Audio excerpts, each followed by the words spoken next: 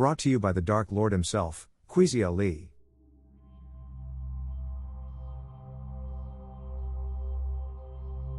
Most Americans hear the word socialism and immediately picture the worst possible scenario: a collapsing economy, a miserable gray wasteland, empty grocery shelves, and some dictator screaming orders through a megaphone.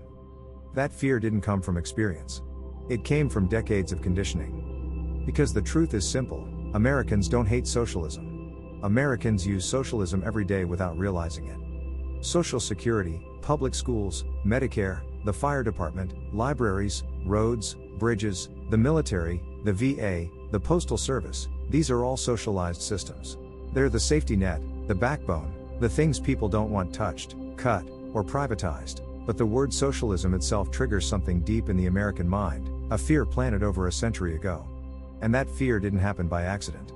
It was built step by step, generation after generation, by the same powerful people who never wanted regular Americans to realize that when we pool resources together, we can build things that no billionaire ever could. To understand how America became terrified of a concept the rest of the developed world uses without panic, we have to go back to where the myth began, long before the Cold War, long before McCarthyism, all the way back to the late 1800s. In 1888, a man named Edward Bellamy wrote a futuristic novel called Looking Backward. He imagined the United States in the year 2000 as a peaceful, advanced, technologically rich nation. People had guaranteed housing, guaranteed food, nationalized industries, universal dignity. A fully organized, efficient, humane society. A country where nobody had to panic about medical bills or homelessness. A nation built on shared prosperity. In other words, a socialist America. The book became the third best-selling novel of the century. Only Ben-Hur and Uncle Tom's Cabin beat it. Bellamy sparked socialist clubs across the country. But he never used the word socialism in the book. Not once. Even back then, the word scared Americans. Not because they understood it, but because wealthy business owners and politicians spent years telling them to fear it. Throughout the 1900s, anytime workers organized for better pay, safer conditions, or shorter hours, the government and corporations would smear them as socialists or communists to justify violence and crackdowns. In the 19-teens, during the first Red Scare, the government raided homes, deported immigrants, arrested union leaders, and censored speech. Socialists were grouped together with anarchists, Bolsheviks, and threats to American freedom. The fear campaign was never about economics. It was about preventing workers from realizing their power. After World War II, the fear returned even stronger. McCarthyism made it dangerous to even be accused of having socialist beliefs. Careers ended. Lives were ruined. People were blacklisted and silenced. The American people weren't debating socialism. They were being trained to fear the word itself. But while Americans were being told socialism was evil, something else was happening on the world stage, and it's the part of the story almost nobody in the United States learns in school. Because every time a country attempted socialism, and it began to succeed, the Imperial West stepped in to destroy it. If socialism fails on its own, like critics say, then why did the United States spend the entire 20th century overthrowing, sanctioning, destabilizing, or isolating every socialist experiment that actually worked? Let's walk through the global receipts, the part they never teach. Start with Burkina Faso. In 1983, Thomas Sankara, a Marxist, an anti-colonialist and one of the most inspiring leaders in African history, took power in what was then called Upper Volta. The country was impoverished, exploited and underdeveloped after decades of French colonial rule. Sankara renamed it Burkina Faso, the land of upright people. And he changed everything. He banned forced marriage and female genital mutilation. He vaccinated millions against measles, meningitis and yellow fever. He planted 10 million trees to fight desertification. He redistributed land from corrupt elites to farmers.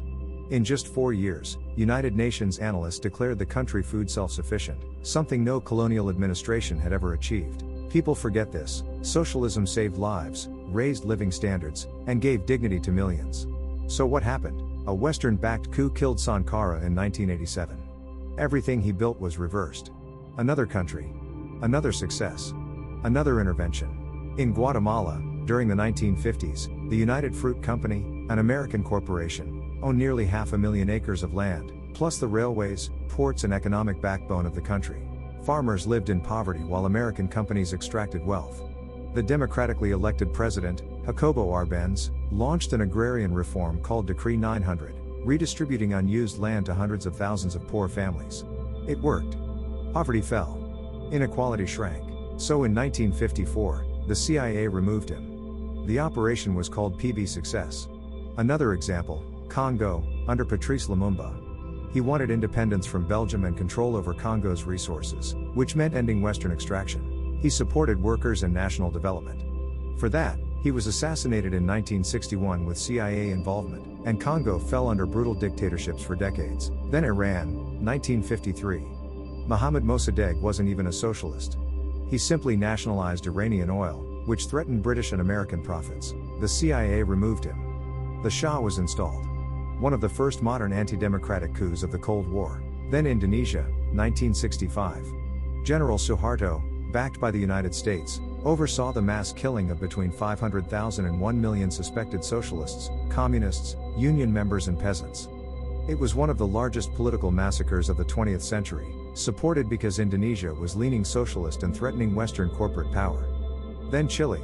Salvador Allende proved socialism could succeed democratically. He nationalized copper, expanded healthcare, reduced unemployment and raised wages. The economy improved rapidly.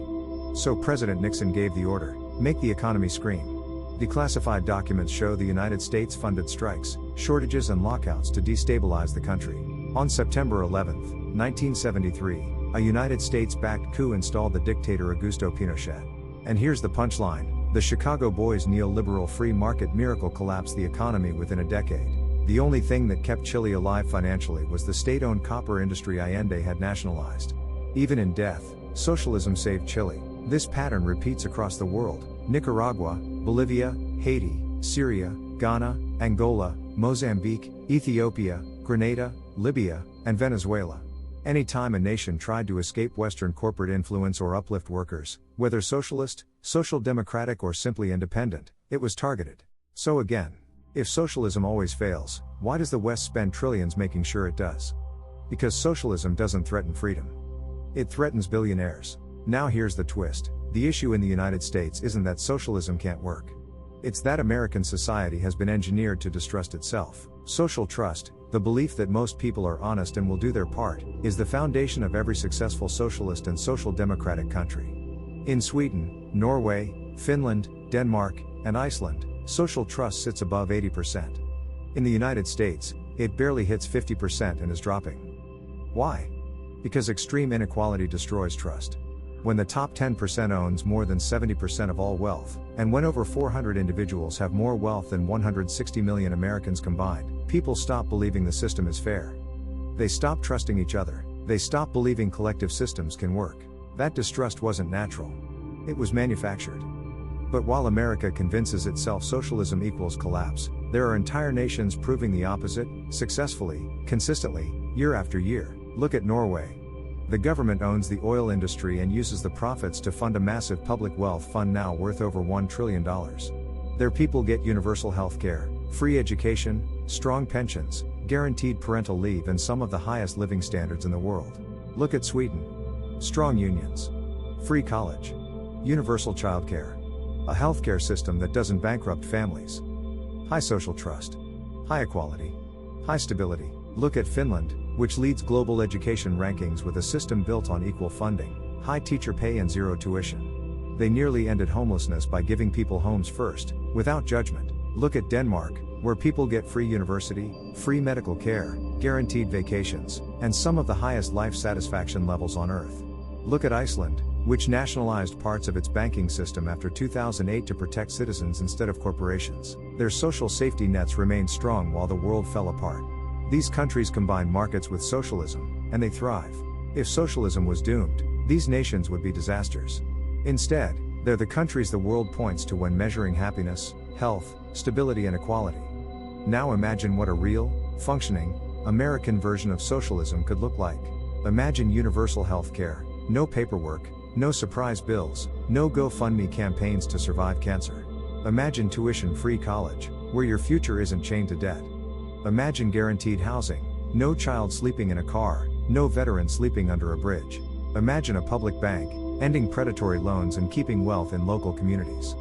Imagine taxes used for people, not billionaires and bombs. Imagine rebuilding trust, not through slogans, but through fairness. Because at the heart of socialism isn't government. It's not ideology. It's not control.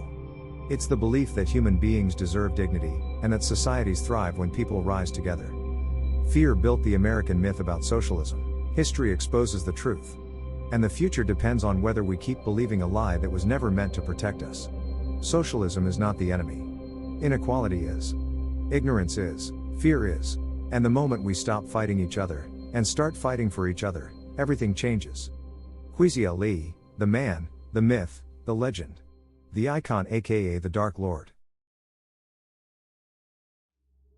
Hashtag Revolution 2025 Hashtag Chaos Rising 2025 Hashtag Southpaw Rebellion 2025 Hashtag Power to the People Hashtag Expose the Empire Hashtag Socialism Uncensored